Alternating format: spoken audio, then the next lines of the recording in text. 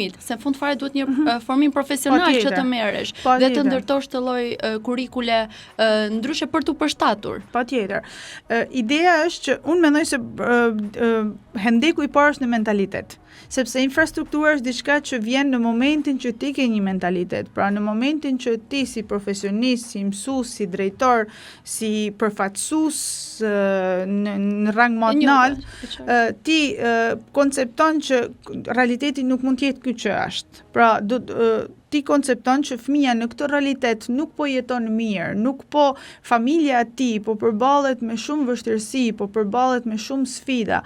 Unë jam në kontakt vazhdueshëm me prindë edhe në qytete të tjera, edhe në shtete të tjera dhe gjithmonë më shumë, sidomos në kontekstin tonë, vërej prindë të dëshpëruar.